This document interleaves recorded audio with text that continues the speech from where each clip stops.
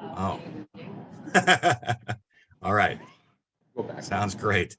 Um, if we go to what Parker and Steve said, why is the screen? There we go. Regarding the long-term outlook on rates, right? I mean, Fannie Mae came out, like we talked about a few meetings ago, and said that their anticipation is that rates will be around 4.5% next year, right? If you look at why rates are so badly priced today, and by price, I don't mean necessarily rate, I also mean cost. It's because so many lenders right now are worried about something called the servicing runoff. What's the servicing runoff? Servicing runoff is you lock in a rate today at 6.99%, okay? And then that loan gets sold as a marketable security on the secondary market. Well, someone is paying a premium for that 6.99%. They want to collect your payments at 6.99, right? Okay, they're paying a price for that mortgage so that they can own that mortgage. Well, what happens when rates go back to 5.5 and that client refinances in February, March, April, May of next year? Well, now they have paid for a mortgage that has now been refinanced, servicing runoff, and they're not able to obviously collect payments anymore, right? So if you look at what's happening right now, a lot of the writing is on the wall in terms of rates coming back down next year, we hope.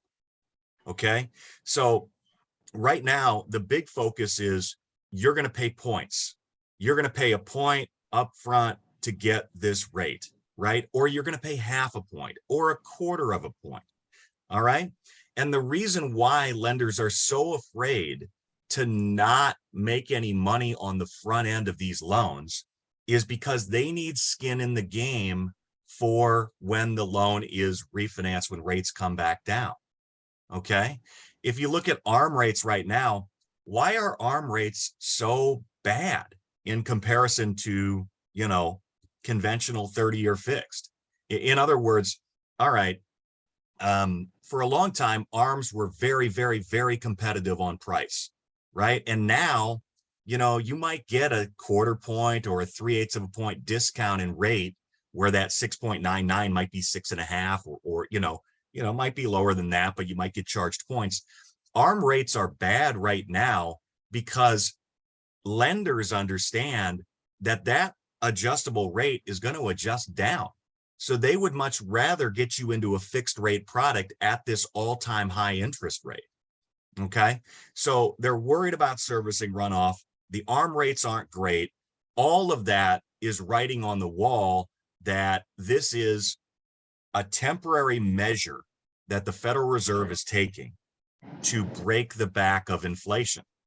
I would encourage you, and I'll post this chart in Slack, but if you look at this bottom line on the graph here, which is the months since the hiking schedule began, and then the change in the Fed funds rate, right? You see 2022, we've seen the pain that's been inflicted this year. The only other number that comes close is 94 and 95. So as agents, I would encourage you to go back and look at what happened to housing prices in 1995. Okay. And I'm going to give you the answer, but retracted slightly and then we're relatively flat moving forward, right? If you continue to look at any of these other cycles in interest rates going up rapidly, I think that you'll find that housing prices did not have substantial declines like we saw in 2008. And I wanted to touch on this, and we'll talk about buydowns in a moment, but there is so much discussion about 2008, and there has been so much discussion about 2008. And the reality is that, if you think about how much equity homeowners have right now, it is a totally different scenario than 08. If you think about the number of adjustable rate mortgages that were originated in 2006, 2007, 2008, it was about 40%, or 2 in 5 mortgages that were ARMs, right? And then what happened? Well, the ARM adjusted and the teaser rate went up substantially, and the mortgage professionals were qualifying borrowers, if they were at all, on that lower rate. Hey, you can afford 4.5%, right? Look how low the rate is. And don't worry about the fact that it's going to adjust to 8.5% next year, because you can always refinance, right? Well, you can't refinance if the value of that asset goes down. And so that was the issue that so many homeowners got burned on in 2008, was that they found that, okay, hey, no problem. I'm just going to keep buying properties, and I'm going to buy them at these teaser rates. I can cash flow them, whatever it may be. It's a cheap payment. And then, I will always just refinance down the road. Well, again, housing prices went down a little bit. And then what happened? They could not refinance those adjustable rates. Their payment went up 2, 3, 4 points, right? From 4.5 to 8.5, say. And then they were in a situation where they couldn't afford the home. And oh, by the way, they probably didn't have any equity in the home anyway. Time to walk away. So that's just an overview of what we're seeing. And I want to be clear that if you look at all the mortgage legislation that came out of Dodd-Frank, every single loan has an ability to repay feature, right? So if you think about these 2-1 buy downs that we're going to transition into, okay, the borrower is being qualified at the final fixed rate, okay? So it's not like, okay, you're at your max debt to income ratio based on that 4.99% that you're going to get for the first 12 months. It's not like that. The borrower qualifies based on what the final payment is. No different than an ARM. If you do an ARM today and it's a 5-1 ARM, then the borrower is going to qualify on what that adjustable rate most often is, right? And then the last thing I'll say that differentiates what we saw in these sorts of products in 06, 07, 08 from the way they're structured today is that it is fixed, right? So these buy downs are not going to continue to adjust, right? The final 28 years, for example, in a 2-1 buy down is fixed at an interest rate. So your payment is controllable, at least the principal and interest portion, right? Your homeowner's insurance can change, your taxes can change, but the lion's share of the monthly payment is fixed. So any questions about what we just talked about before we jump into the structure of these temporary interest rate buy downs? How do we prevent them, or what's the head up? I don't know how to say it, but like, how do we secure their feelings on that the values won't go down that much, right? Because a lot of us did see that happen. So even with fixed rate of 7%, if it, I mean, obviously there's always a risk no matter what. So I'm assuming there's more education, but I don't want to be, I'm afraid that sellers are going to start, or buyers are going to start buying back and hitting us with, and obviously that can happen in any scenario, whether the rate's 2 or 7, but is there? I'll tell you the answer to that. Yeah, I'll tell you the answer to that. You know what I told people for the last 30 years? No, what I tell people is, if I knew the answer to that, I'd be living on the top of my mountain, growing my hair long, and wearing a robe. Yeah. Fair enough. And that's usually what it's not. Yeah, I would. I mean, as funny as that is, it's like, it is the crystal ball reference, but Right. back that with data and with market knowledge, right? Show them, literally Right. show them where homes are at. And I feel like the difference is before they were qualifying on that lower amount, that's where people really got screwed. Versus if you're getting qualified on the higher amount, then the next year save that money. But the difference is you're not paying to save it. So it's more regulated, obviously now. So Yeah. paper. Colin, where I'm, and maybe you were gonna touch on this, or maybe I'm way off on this, but kind of some of the information that you've shared, my thought process is, if we are anticipating rates to go down in the spring, does it even make sense for people to be spending the money on the front end to buy down these rates if they could then utilize that money instead to put it towards the cost of their refi? Yeah, it's a great question. It's a great question. I think that it ultimately depends on how long somebody's going to stay in their home. And I want to use that to transition into this 2-1 buy down program, because what I think you're going to get the answer here in this, if that's okay. Yeah. So and I've got that written down here, so we'll make sure we circle back to that. And I'm sorry, I lost who was that? The buy down, that was Cassie. Cassie. Okay, perfect. So when you talk about temporary rate buy downs, okay, you're talking about two different options right now. You've got a 2-1 buy down, which is basically for the first 2 years. You've got a 1-year buy down, which is for the first 12 months, right? So very simple structure. This is easy to understand. This is easy to articulate to buyer clients. First 12 months at a 2% discount, second 12 months at a 1% discount, and then you're fixed for the next 28 years of the mortgage at what the market rate is today. A 1-0 buy down just gives you 1/2 of that benefit. The first 12 months at say 5.99%, then the final 29 years are fixed at 6.99%. Okay. So Cassie, transitioning to your thought here, the benefit of this is that the seller funds these buy downs as part of the seller concessions. Okay. The money goes into an escrow account, which really simply funds the difference in interest payments for the first 1 to 2 years. So if you think about, this is a chart that I made up here. Okay, what's the difference between 4.9% and 6.9% in the first 12 months? Well, it's about $477 a year in savings. I'm sorry, $477 a month in savings, which is roughly $5,300 per year. Okay.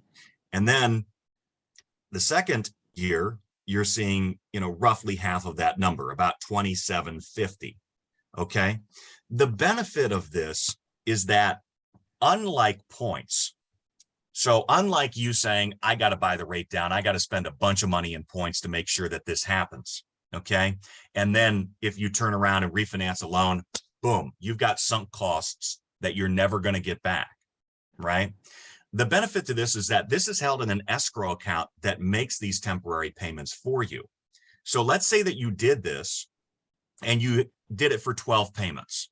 Okay, you close in the middle of October, your first payment is December 1st. And then next October, you're like, gosh, rates are looking pretty good. I think I should refinance, but oh yeah, I did that buy down thing. What do? The money that is held in this escrow account doesn't go away like traditionally buying points. It is used as a principal reduction.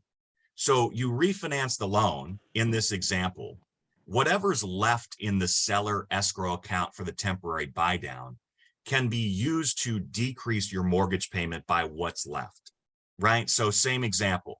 All right, hey, I got a discount of 2 points on my mortgage for the first 12 months, and now it's Thanksgiving of next year, and I want to refinance to 5.5%. I think that's pretty good. That's better than the 6.99 that I'm going to adjust to. And I've paid my loan down from $350,000 to $345,000. Well, when you do the refinance, what's left here, this $2,749, is going to come off the top of your loan amount, what's called a principal reduction. So that's different, Cassie, right, than paying 2 points, in which that is just gravy for the lender that you did the original loan with, right? This has a built-in incentive where, hey, that money's not going to waste. Does that make sense? Yep. Thank you.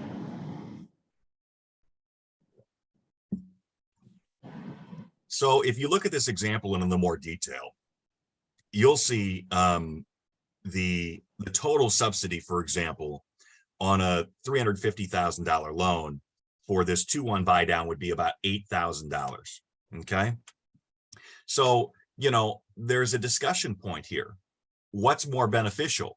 If you're if you're talking about using closing costs, and we had a great Wednesday call last Wednesday, thanks to everybody. We had, I think, more than 24 people that were on the Wednesday training call. What's more beneficial, right? Let's say that you have, again, using this seller paid chart, let's say that you have a 10% down conventional buyer. Okay. I mean, you can use 6% in seller paid closing costs, right? Let's use that same example. Let's say the purchase price of the home is $400,000, right? So you have $24,000 that you could use toward either closing costs or this buy down, right? So you would just plug these numbers in. I'm going to make sure you all get copies of this. You can play around with this Excel spreadsheet that I created that will calculate it for you. And then, it's also something that you can take to your seller clients, right? Say, hey, as opposed to us taking a principal reduction on what the listing price is going to be and doing a price improvement, maybe we offer a buy down. How much is that going to be? Well, let me tell you, it's going to depend on what the buyer's loan amount is, but I can get you pretty close. You're selling your home for $400,000. If you have a 10% conventional buyer that comes in here, it's going to be about $8,100. Okay. And that could be a carrot that you can lure to potential buyers that, hey, we're willing to pay this amount of money for a buy down for either the first year or the first 2 years of a potential buyer's mortgage.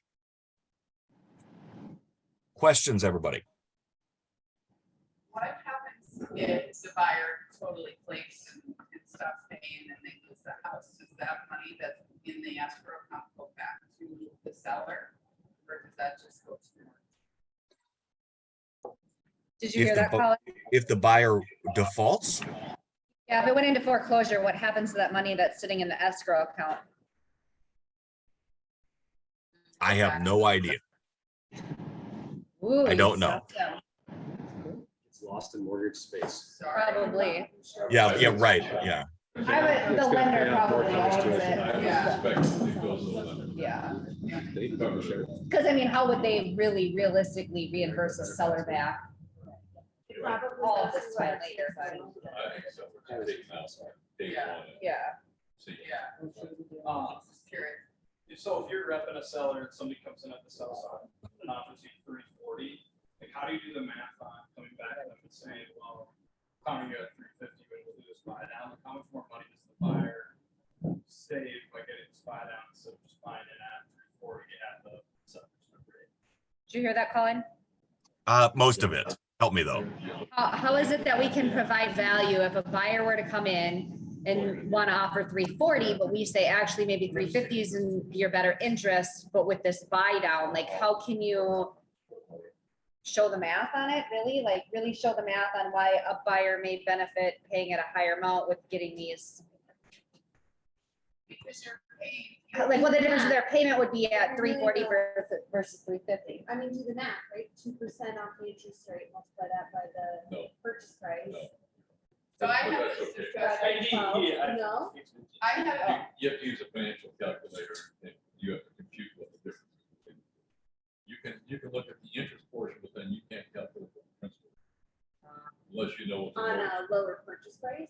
No, Oh, no. You can do the interest rate piece in your head or on a calculator. To do oh, the the principal. complexity of that, you have to have a financial calculator, know how to use it. Which unfortunately, I'll say many of the costs. Do we just send them to you, Steve, for that calculation? I don't do that for others any longer. We literally have mortgage loan officers sitting in our office. So If you. I'm pretty sure you guys go to that. Exactly. Yeah. Yeah. but like I had that discussion Friday when I was. We also have fuel hours. Yes. Seller Yeah, paid it's a good one. than it did for us, like, just to ask for a price reduction. I was like, you're better off asking for seller paid closing costs, but we not the funds and selling payments, so I can find out. Hey, Colin? Yeah. So I have a question because this chart that you have, There you go. So it's operating. this is actually shocking to me. I didn't know you could contribute up to 6% to closing costs. Let me ask this question once it's a little quieter. That's like Chinese to me. How much of that can be contributed towards buying down the rate? How much of that maximum allowed closing costs help Oh. And could be used to buy down the interest rate. Yeah, that's, yeah, I'm not, How much of it can be used to buying down the rate? So the max contribution from seller, what percentage of that can be used to buy down the rate? All of it? Yeah, right. I mean, the thought is that you get into this 3% territory, for example, then you have a discussion with, let's say you have a 3% down conventional deal, right? If that's the case, right, then you can only ask for 3%, right? But to answer your question, you can ask for, you can allocate seller contributions however you like, right? So if you want to do a regular buy down of the interest rate, then that's fine. You know, the seller might cover all of that depending on what category you are in, right? But there's really no limit on what you can, you know, what percentage of seller concessions you can allocate toward buying down the rate. Now, I mean, in the function of this, you know, the difference in interest over the first 24 months would be the most that you would be able to contribute to a temporary rate buy down. But let's say you just said, you know what, I really want a 4.5% interest rate. I mean, there's nothing that says that the seller, you know, you can't buy the rate, you can't buy 5 points on the loan, and the seller, you know, the seller covers all that for you. Right there, I think it's just important when you are in that situation to make sure that you're in tight with the lender to get exact numbers. Because I had to call Colin this week because I had a lender I hadn't worked with, and he told me it was going to be 6% closing costs, and I about said, "What the hell?" And this, I had no idea. But always, I mean, for sure, check and make sure that you guys are on the same page so you know where that lender's coming from. Because I hadn't heard anybody give that 6%. But Colin was able to explain that well. But especially with FHA buyers, if just check what that closing cost amount is going to be, because, you know, typically go with 3, but if you can work something out, then you'll want to restructure your offer to make sure that you can get all that cash you need. Yeah, and I appreciate that, Tanner. I mean, I think this is really an important time to communicate effectively with a trusted lending partner. I mean, and I'll tell you, a lot of the industry is curled up in a ball. You're no different than real estate. You know, I mean, I think that a lot of people are like, wow, this is insane.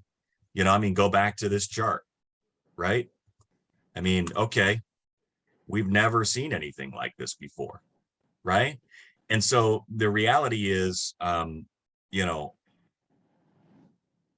how can we help you explain these different benefits that Parker outlined in the call, right? I mean, shout out Alexa. Alexa and I had an early morning, Saturday morning call with a buyer who was kind of a difficult buyer, you know, and to be able to tell them yes, no, and this is why is really great in setting expectations for the client. So, I mean, leaning on the experience of myself, Matt, John, to be able to, you know, say, okay, we can do this buy down. Here's how it would be structured. This is why it's valuable. And then even just the conversation about, hey, you know, rates are probably going to come back down. So here's why you shouldn't pay Rocket Mortgage 3 points. Those are beneficial conversations more than ever in this environment.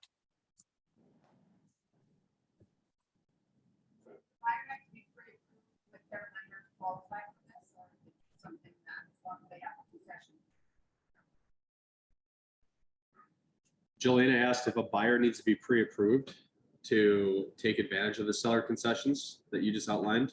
Good question. like, is there a minimum credit score or anything like that? We can only be getting it if you're.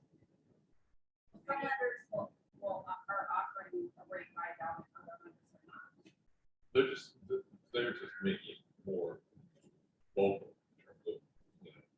So this is, I guess what I'm getting at, this is available to any person who's pre-approved. It will vary depending on. John, Yeah. is there a 3% one that's 3%? John Bale, What's your question? Matt and Colin, speak up. Colin can hear you here too. Isn't there a 3% one? So there's the 2-1, there's 1-0, isn't there a 3% fixed? Buy down? Yeah, Yeah, 3%. yeah. Or There very well 3.5. could be, you know. 3 buy down, isn't there a 3? So Two, there's a one. 2-1, right? There's a 3-2. No, you know New construction, new construction typically, yeah. Yeah. He's right. That's like Lennar, DR. Oh, They're okay. literally, I That's think, what taking thought. losses just to get you. Has Colin answered the It's question? 32,000 constitution, so we are helping, that's what I said. 32,000? It's a 2-1 buy down with a locked 5% rate for the last 28 years of the loan, and they're offering $5,000. Let me But yeah, make- it goes by summer.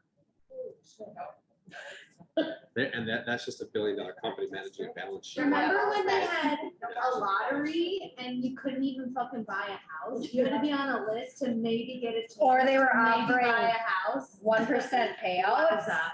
What was Yeah. your payout on that one?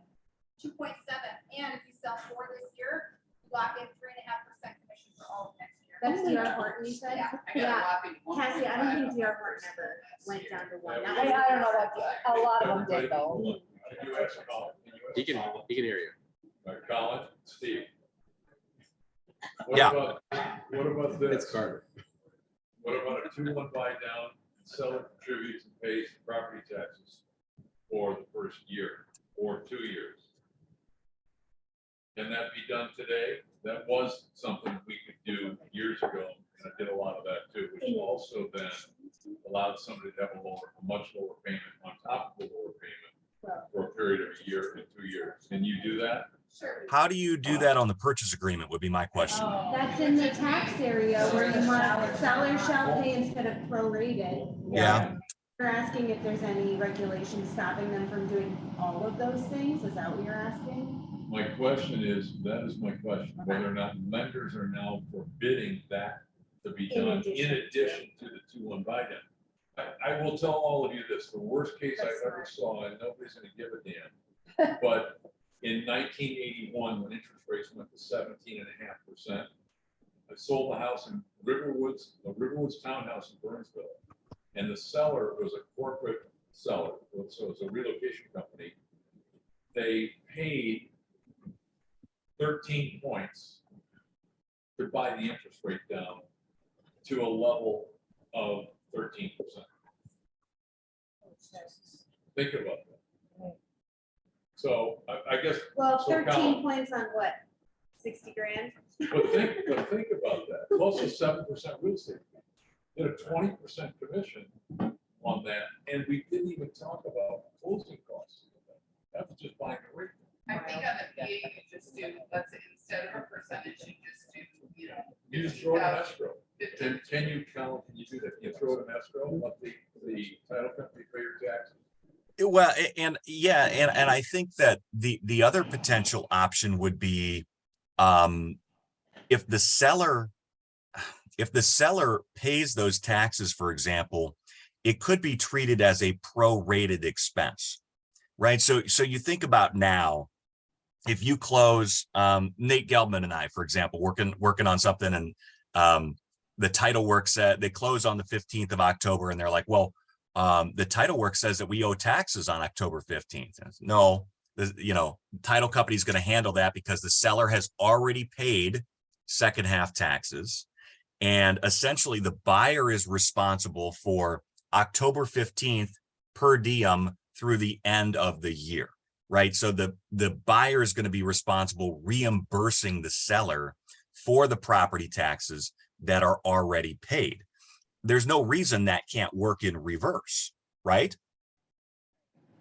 Yeah, wouldn't it just be a line item on the Alta and then does It's title even already- have to hold it in it's already escrow? itemized. Can't they just Well, prepay you it? could prepay, but the problem is you don't know the taxes the following year. Right. That's when the problem, the rub comes in. Yeah. So let's say the taxes are $4,000. You're prepaying $4,000 into an escrow account with the title company, and then you prepay another $4,000. You pay 2 years worth of tax. I mean, this is extreme. All I'm trying to do is just say, think of things creatively. Outside the box, Yeah, that are going to be different than other things where you get deals done. And you can still sell 50 houses doing things that are a little unconventional. Might help with You financial. can. I think that this shows too that there's gonna be a lot of You can sell- opportunity you out can there. sell all kinds of stuff. I mean, this sharp of a spike is gonna put a lot of people on the sideline for a short period of time. Yeah. When that comes back down, like the second the CPI, is it the CPI, Colin? I can't remember. It goes from 8.3% to 6. And like you actually see that there's progress being made, people are gonna rush back to the marketplace. They're gonna rush back. So we have this window. That's why I'm buying. I mean, I'm literally closing something next week and I'm closing something in December. It's a good period. It's a short window. It's not gonna be years. It's gonna be short. So those savvy people you're working with Just a quick. should know. With this example you've got right here, the total subsidy is 8120, and you asked for 3% on 350, you've got roughly $2,000 or so left. Is there any reason you can't apply that to something else? Is that towards your taxes? Or am I completely missing? Or just closing costs in general. Just Yeah. closing costs, yeah. Home warranty, Which would fund your escrows, yeah. So that's an important point, right? I mean, this isn't a magic bullet, right? I mean, if you're only using 3% seller pays, right? Essentially, this just gives buyers another option. We want the seller to cover all our closing costs. We're fine with the rate. Awesome. Cool. Very good. Okay. No, we need the rate to be bought down. We need a cheaper interest rate. Okay, that's fine. Then we're going to allocate $8,100 toward that buy down. And then the other $2,000 ballpark, Jelena, is going to pay for your title work. Right. And then you're going to be responsible for, appraisal, mortgage registration tax, and, your homeowner's insurance and your escrows, the prepaid items. Right. So it's not like it's all or nothing. You certainly can apply whatever's left over toward anything that is going to be on the closing disclosure. I think you could just write to a bit like for the taxes and next year the taxes change. That's as simple as putting something in the other section that buyer is responsible for any overage beyond current taxes, So I have a question. If we're representing the seller, who is our resource for this? How do we figure out what they would need to bring to the table? How do we guide them through this and give them the best advice so that we can put it in the agent notes or send out an email to people who have been looking? Do you know what I mean? Yeah, I mean, I would stay away from quantifying specific numbers that are necessary, because ultimately the loan amount is going to determine what the total subsidy is, right? So, I think that you've seen it on MLS, right, where they've advertised 2-1 buy downs, but there's no actual quantification. In terms of advising your seller, the answer would be you just have to ballpark the loan amount, because you don't know what the loan amount on the prospective buyer is going to be, right? You probably can get within a certain amount, but beyond that, yeah. Hey guys, well, Colin, thank you for all of that great information, but we're gonna move on because we have the mastermind at 2:00. Some of these questions can be presented to David as well, potentially. So anyway, let's conclude. Thank you for everyone that came in person or online. And I'll see you at nsamastermind.com. Thanks, everybody. 8 minutes. I still don't get that. So You weren't listening though.